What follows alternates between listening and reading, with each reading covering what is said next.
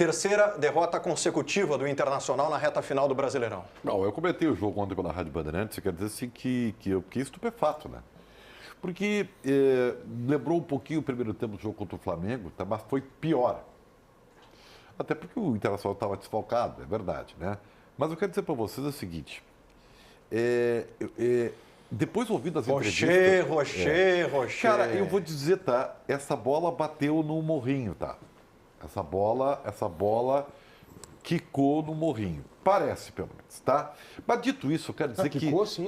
Eu acho que ela quica no pé No pé dele. dele. Né? No pé dele. Ela quica no pé Vamos dele. ver nessa imagem, a gente vai... Não. É o pé. O zagueiro tá na frente. É o Tá, pé. assim, ó. Me Eu quero parece dizer para que vocês o seguinte... Ele pega no pé No dele. pé dele, esquerdo. Ó, Isso. Direito, na verdade. O que me preocupa é simplesmente uma repetição do que eu vou dizer. Eu já disse antes e fui pelo momento do Internacional, de 16 jogos invictos, fui muito torpedeado aqui.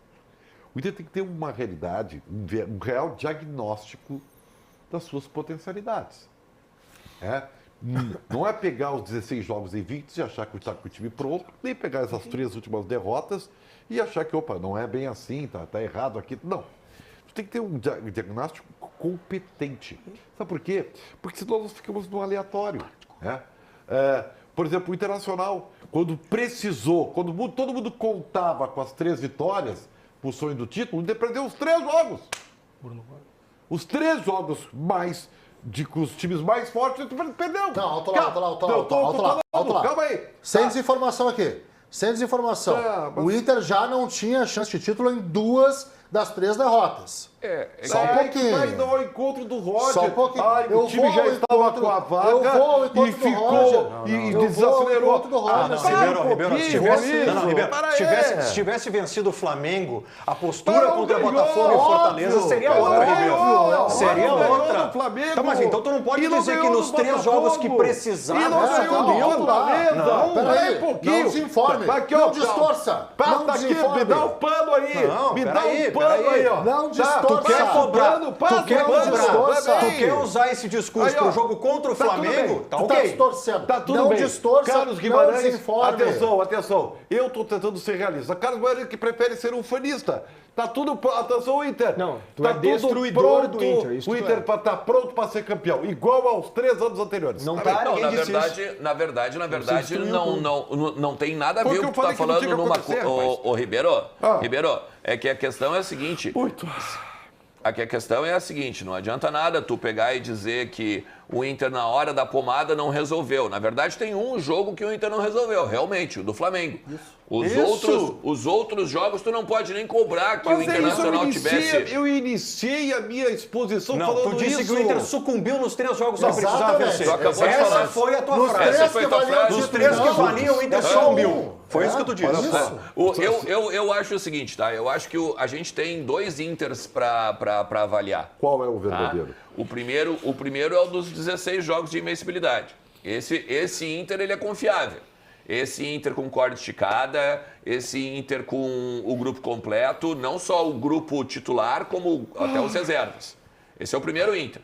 O segundo Inter é o Inter desmotivado. Eu acho que, analisando como analista e tal, a gente pode entender o que o Roger fala na coletiva. Como torcedor, eu não consigo aceitar.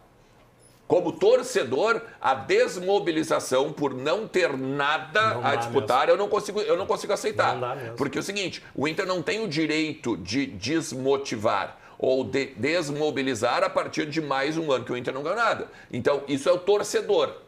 Agora, o analista não tem como não chegar e dizer assim, realmente, o Roger está correto. Tu não tem mais nada para disputar. Claro. É só tu ver a última rodada do Campeonato Brasileiro, as pessoas jogando ali, parecia, se tivesse uma mesa no meio do campo, os caras jogando baralho, eles iam escolher truco, Deixa eu te dizer o seguinte, canastra, e Deixa eu assim te dizer o vai. seguinte. Tu tem 2 escolhas de leitura nessa frase do Roger, sobre a desmobilização. Uma, que é uma fala popular. O jogar para a torcida, agradar o torcedor, que é o seguinte: não, os caras ganham 1 milhão por mês, é inadmissível que fiquem desmobilizados em 3 rodadas do Campeonato Brasileiro. Inadmissível mesmo. Esse é um ponto. E a segunda, desculpa, gente, o jogador não é máquina. Internacional vinha numa corda esticada de 16 Não, acho que jogos de invencibilidade. Só um pouquinho. 16 jogos de invencibilidade. A partir do momento que o Inter atinge o objetivo principal, que era a vaga na Libertadores, e o título, Ribeiro, olha pra mim, ele nunca passou de um sonho, de uma possibilidade externado, inclusive. Remotíssima. Esse termo falado pelo Roger. Isso. Matematicamente teve um momento que teve condição, sim. Só que o Roger... Teve condição matemática. Só que o Roger... Pedro, presta atenção. Presta atenção. Quando o Roger vai para uma coletiva e diz que ainda é possível, sabe qual é a intenção do Roger? Evitar desmobilização. É óbvio. Não iludir o torcedor, é garantir a mobilização. Meu maior medo esse ano era o Grêmio ter caído para a segunda divisão e o Inter ter sido campeão, cara. Eu posso acrescentar três coisas, por favor, na análise, que são bem rápidas, tá? Que são questões técnicas, tá? A primeira delas, o time é outra coisa sem o Alan Patrick. É outra coisa sem o Alan Patrick. A segunda delas é nas duas experiências que são Botafogo e Fortaleza. Botafogo e Fortaleza, nas duas experiências, com a dupla Borré e Valência, o Inter perdeu algumas coisas de dinâmica de jogo pelos lados. É a segunda análise que é preciso fazer. E a terceira, mesmo com tudo isso, desmobilização e as questões técnicas, que eu julgo, e táticas, que eu julgo procedentes que a gente fale aqui, time sem o Alan Patrick é uma outra coisa. Borré e Valência juntos perde uma dinâmica. Tem uma terceira coisa, Ernst, que eu acho importante, tá? Mesmo com tudo isso, os gols do Fortaleza foram em absolutas pataquadas, especialmente a primeira. Individual, não é coletivo. Isso. Mas são 3 pontos que tem que entrar na análise. Olha só, Guimarães. Entendeu? Eu tem que entrar na análise dos 3 pontos. Não, mas tá certo, porque aí tu não generaliza. O que mostra a desmobilização, o que mostra a desconcentração. Tá, mas olha só. O Bruno Gomes não acompanha o Moisés, cara, no segundo gol. Mas olha só. Desculpa, Bruno, eu sei que tu quer falar, mas no segundo gol do Fortaleza, o Moisés ele sai que nem uma flecha nas costas do Bruno Gomes. Quando ele olha, opa, já deu. Aí vem o Vitão e não consegue pegar no carrinho. Não, perfeito. Eu acho que vocês pontuaram bem, porque assim, o Ribeiro, ele tentou meio que destruir o Inter e tudo bem. Agora, eu quero lembrar que... acostumados, né? A gente está acostumado, exato. Foi meio que cereja do bolo também, né? Mas assim, eu quero lembrar aqui o saudoso Davi Coimbra. E falo muito sério. Eu acho que essas 3 derrotas... O termo pode ter servido de brincadeira por muito tempo, mas... São boas derrotas, tá? Para não dizer derrotas maravilhosas. Não é isso. Eu concordo plenamente contigo. Exato. Pode parecer besteira, mas eu falo muito sério aqui, sabe por quê?